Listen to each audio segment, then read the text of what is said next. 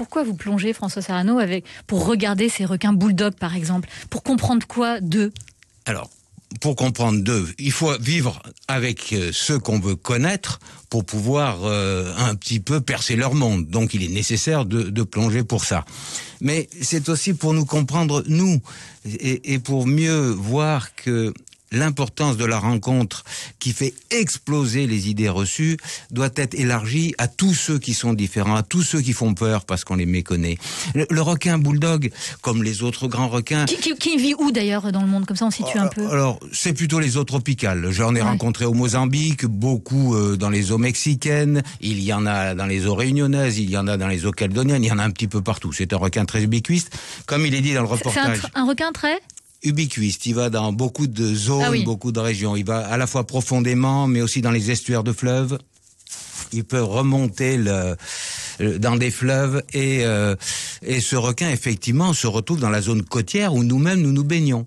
Mais si nous faisions partie du menu de ce requin, on n'en parlerait même pas, parce qu'il y aurait des accidents tous les jours. Et c'est pas le cas ? Mais non, c'est pas le cas. Non, les accidents sont très rares.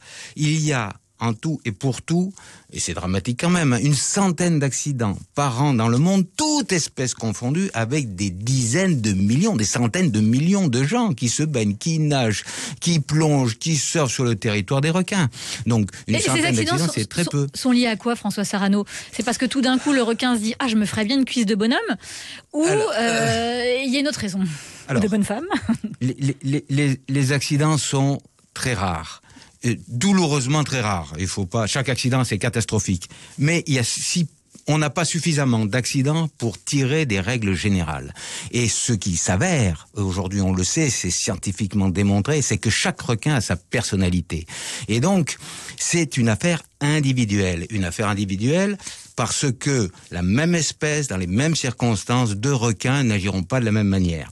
Et autre chose, il faut jamais oublier que quand il y a un accident, il y a deux personnes, il y a deux individus. C'est-à-dire que ça dépend aussi de ce que fait l'humain, de ce que fait celui qui est mordu. S'il frappe l'eau de façon inconséquente, il attire véritablement le requin. C'est comme utiliser un appât pour attirer un oiseau. Frapper l'eau, ça veut dire pour le requin, et là, il y a quelque chose d'anormal, viens voir.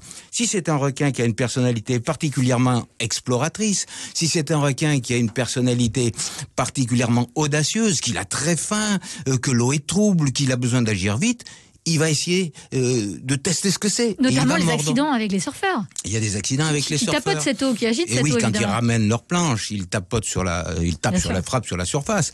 Mais il y a des dizaines et des dizaines de requins de toutes sortes qui passent à côté des surfeurs, qui tapent sur la surface, qui ne mordent pas.